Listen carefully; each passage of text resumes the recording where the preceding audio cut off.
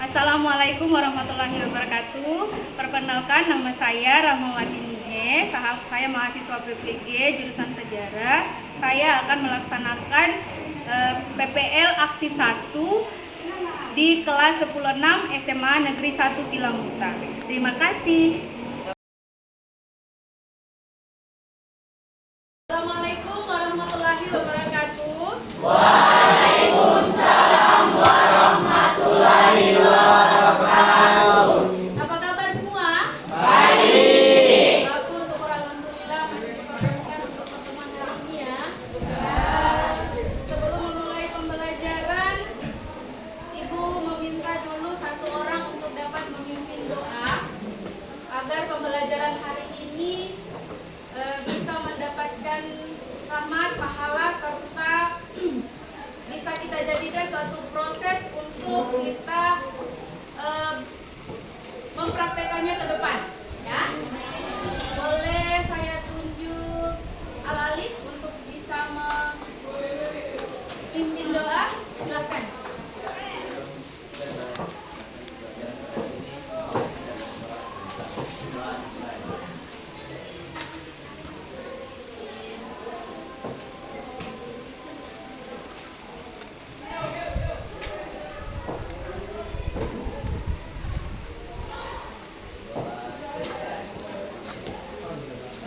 Baik, sebelum lagi kita melanjutkan materi pada pagi hari ini, Ibu mengecek dulu kehadiran dari kelas ini agar kita bisa tahu siapa-siapa yang tidak sempat hadir ya.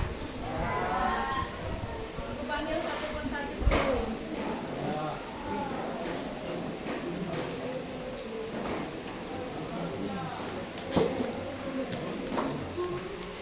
Adrian ada? Hadir. Adrianto? Hadir.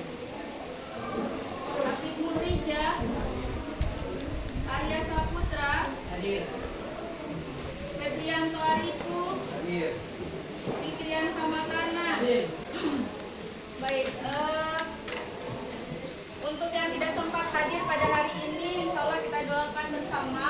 Yang sakit, insya Allah bisa cepat sembuh. Baik. Oh ya, semua boleh berdiri dulu.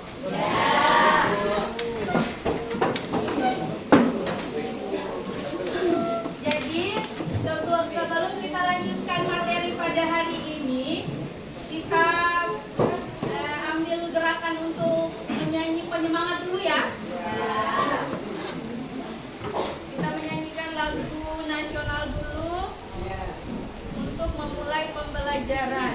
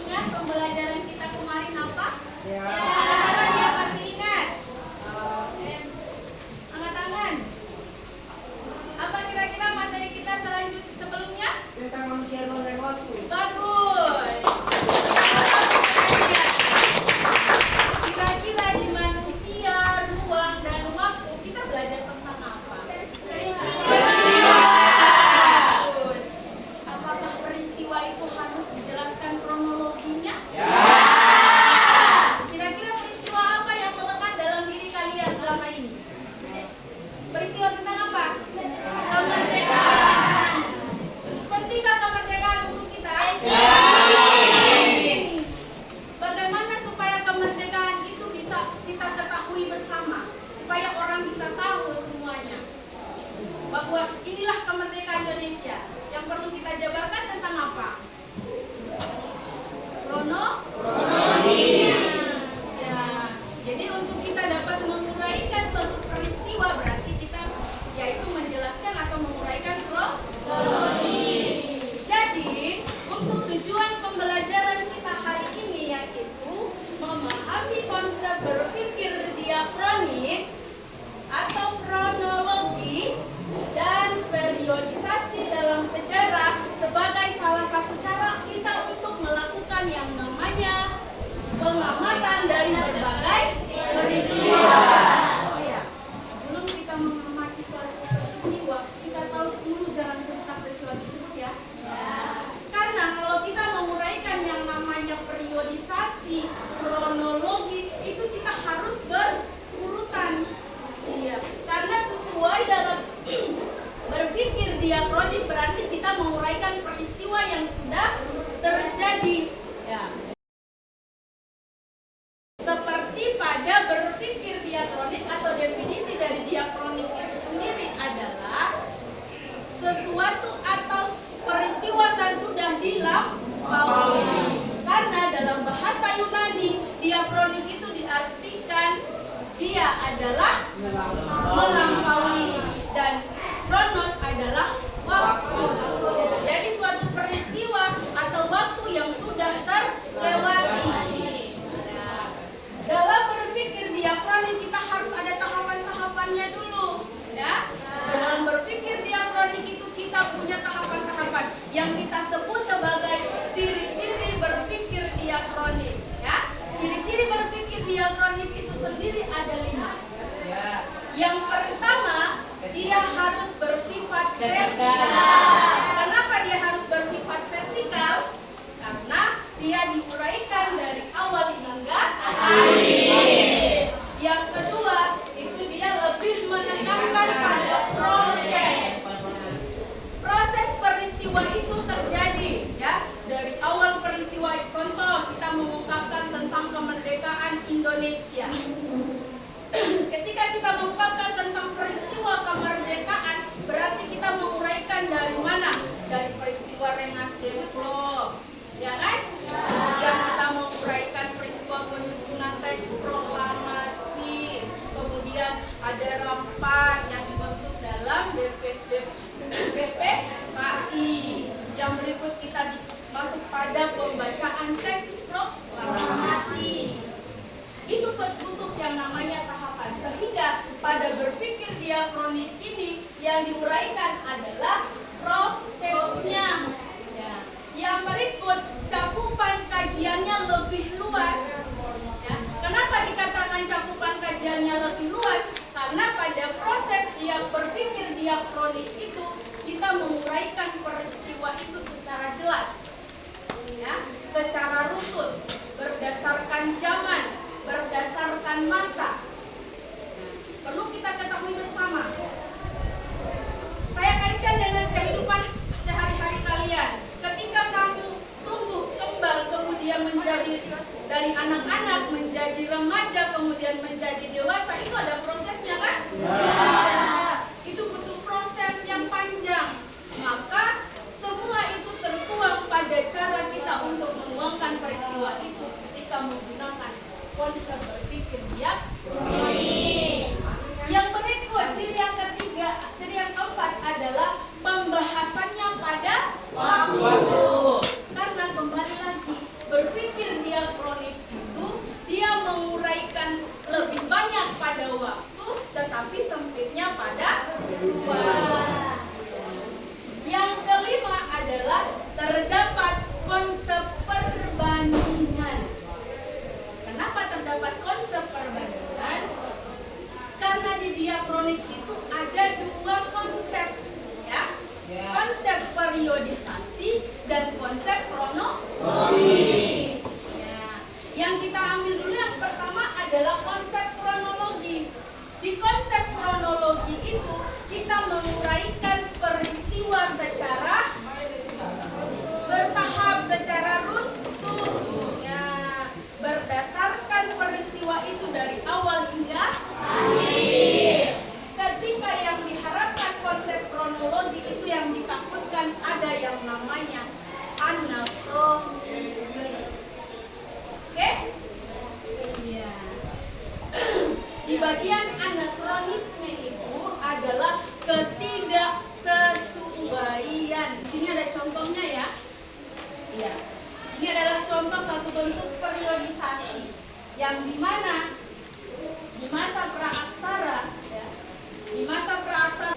dengan masa prasejarah adalah menguraikan bagaimana awal mula kehidupan yang ada di dunia. Itu kita bicara pada kronologisnya kan? Ya. Ketahui bersama ini ya, contoh periodisasi, kemudian bagaimana menguraikan kronologi, bagaimana menguraikan konsep berpikir diakronik yang baik. Barangkali itu sudah ada pada diri kalian masing-masing. Oke? Ya. Sekarang Ibu akan bagi kamu dalam 4 kelompok. Ya. Kira-kira di pertemuan sebelumnya Ibu sudah bagi kamu di 4 kelompok itu. Silahkan bentuk kelompok yang sudah Ibu bagi berdasarkan kelompok pembagian. Apa yang akan kamu kerjakan hari ini semuanya ada pada bagian perintah lembar kerja ini, ya. Jadi ada untuk kelompok 1 disajikan ada satu peristiwa.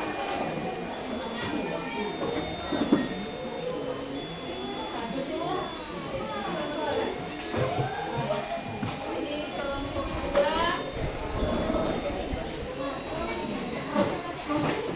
Ini kelompok 3.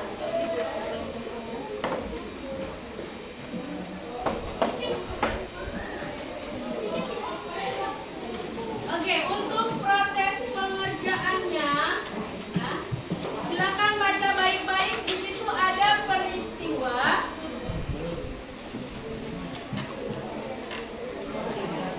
Di situ ada peristiwa di masing-masing lembar kerja atau LKPD-nya masing-masing kelompok. Silahkan kamu pelajari, kamu baca, kemudian silahkan dijawab pertanyaan yang ada.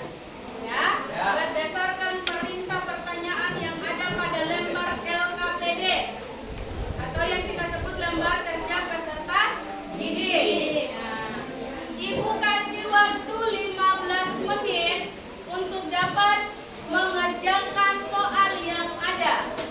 Ya, dimulai dari sekarang.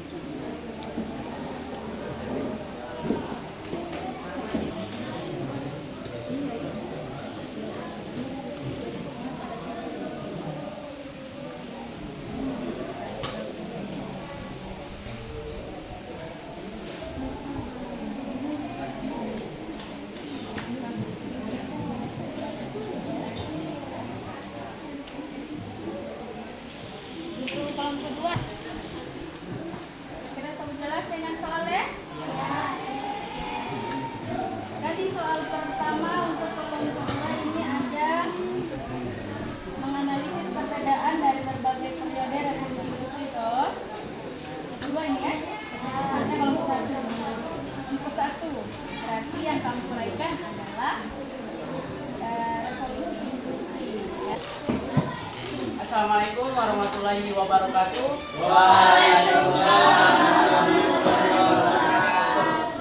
Baiklah, perkenalkan nama saya Arya Saputra Aliu. Saya dari kelompok 1 akan mempresentasikan hasil kerja kelompok kami tentang dari mesin uap hingga internet atau kita kenal sebagai revolusi industri. Baik, terima kasih. Berdasarkan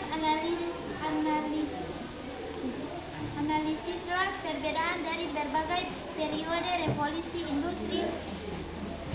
Yang pertama, industri 1.0.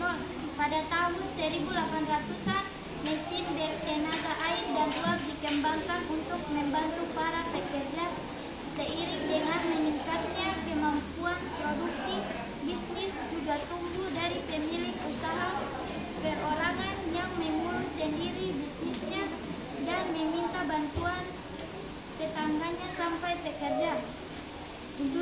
Pada abad ke-20, listrik telah menjadi sumber utama dalam kekuasaan. Penggunaan listrik lebih efektif daripada tenaga uap atau air, sebab produksi difokuskan ke satu mesin. Akhirnya, mesin dirancang dengan sumber daya mereka sendiri, membuatnya lebih portabel. Jika ada yang mau bertanya, dibuka. Baiklah, saya akan memberikan pertanyaan kepada kelompok 1, yaitu apa sajakah contoh perkembangan revolusi industri 4.0 yang sekarang? Terima kasih. Contoh revolusi industri 4.0 untuk kehidupan sekarang yaitu saat memesan makanan, mengantar barang, belanja, membeli obat dapat dilakukan melalui layar telepon atau gadget. Kami dari kelompok 2 akan mempresentasikan hasil kerja kelompok kami dengan materi sejarah Bank Indonesia, yaitu periode pengakuan kedaulatan RI sampai dengan nasional de Javasche Bank. Selanjutnya, sementara itu pada periode ini pemerintah terus berusaha memperkuat sistem perbankan Indonesia melalui pendiri bank-bank baru. Sebagai bank sirkulasi, BJB turut berperan aktif dalam mengembangkan sistem perbankan nasional, terutama dalam penyediaan dana kegiatan perbankan. Banyak jenis mata uang yang beredar memaksa pemerintah melakukan penyeragaman mata uang, maka meski hanya untuk waktu yang singkat, pemerintah mengeluarkan uang kertas RIS yang menggantikan uang Republik Indonesia dan sebagai jenis uang lainnya. Akhirnya setelah sekian lama berlaku sebagai acuan hukum, pengendara uang di Indonesia Indiske Mutwet 1912 diganti dengan aturan baru dikenal dengan Undang-Undang Mata Uang 1951. Terima kasih. Baik, jika ada yang ingin bertanya, dipersilahkan. Saya selaku perwakilan dari kelompok 1 akan memberikan pertanyaan kepada kelompok 2, yaitu ketika didirikannya bank di Indonesia, apakah fungsi dari bank itu sendiri untuk negara Indonesia? Fungsi utama Bank untuk Negara Indonesia adalah sebagai penghimpunan dan penyalur dana masyarakat serta bertujuan untuk menunjang pelaksanaan pembangunan nasional dalam rangka meningkatkan pemerataan pembangunan dan hasil-hasilnya dan stabilitas nasional ke arah peningkatan taraf hidup rakyat bagus.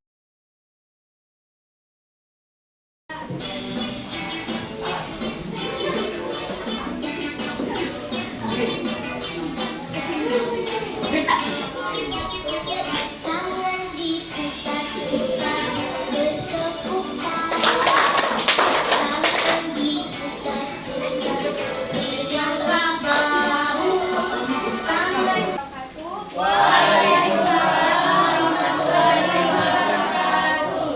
Baik, saya dari kelompok 3 akan mempresentasikan hasil diskusi kami. Materi kami yakni tentang buah emas yang diperebutkan dunia. Baik, langsung saja kita masuk pada materinya. Kegiatan ekonomi yang menonjol di Kepulauan Banda yaitu perkebunan rempah-rempah seperti pala dan kulit, perikanan seperti penangkapan ikan layang, dan peristiwa seperti wisata peninggalan sejarah dan wisata laut. Reaksi rakyat Banda menyikapi berbagai bangsa Eropa yang datang ke Pulau Banda, yaitu melakukan perlawanan hingga akhirnya tersisa 1000 jiwa saja.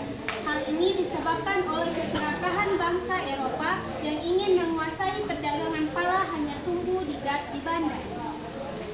Hubungan antara Pulau Ran atau salah satu pulau di Kepulauan Banda dan Manhattan, New York pada tahun 1667 yaitu berkaitan dengan salah satu isi perjanjian Breda, yakni kesepakatan tukar guling antara Inggris dan Belanda atas beberapa wilayah koloni mereka. Baik, itulah presentasi dari hasil diskusi kami. Mohon maaf bila ada salah kata. Jika ada dari kelompok lain yang ingin memberikan pertanyaan kepada kelompok kami, dipersilakan. Perwakilan kelompok 1 akan memberikan pertanyaan kepada kelompok 3. Jadi, apakah dampak bagi bangsa Indonesia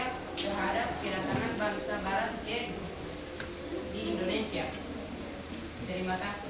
Baik, saya perwakilan dari kelompok 3 akan menjawab pertanyaan dari kelompok 1.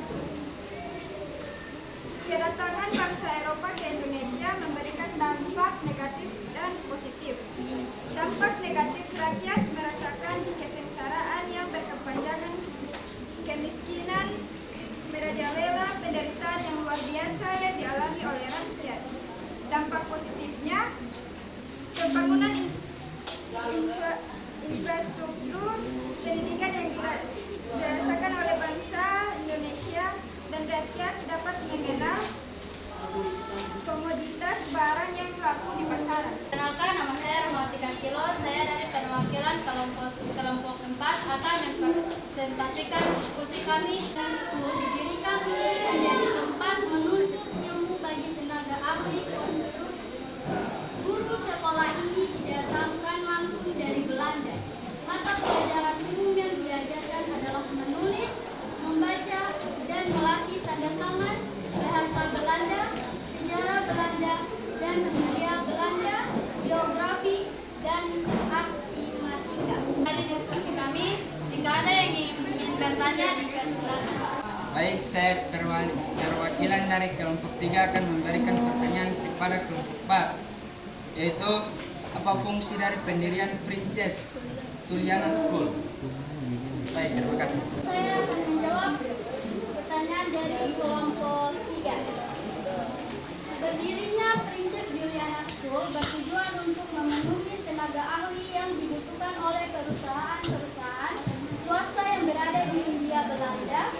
Selain itu juga Princess Juliana School menjadi sekolah teknik menengah yang juga mengajarkan militer. Sekian, terima kasih. Itu akhir dari diskusi dari kelompok 4. Sekian, terima kasih. Assalamualaikum warahmatullahi wabarakatuh. Sebelum kita masuk pada kegiatan akhir pembelajaran, Ibu ada kuis dulu ya. Silakan kuisnya. Ibu sudah kirimkan linknya? Atau yang mau masuk pada kode, di sini ada kodenya ya. 789618. Yang masuk di link juga sudah ada di sini linknya. Silakan join.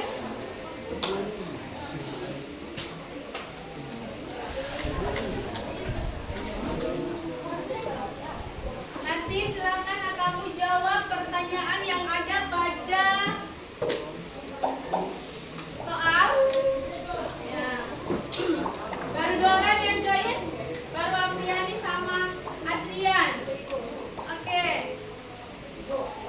Nanti kita lihat siapa yang akan dapat ranking 1 ya. Kita lihat di sini pada video adalah Almo, yaitu Almonto.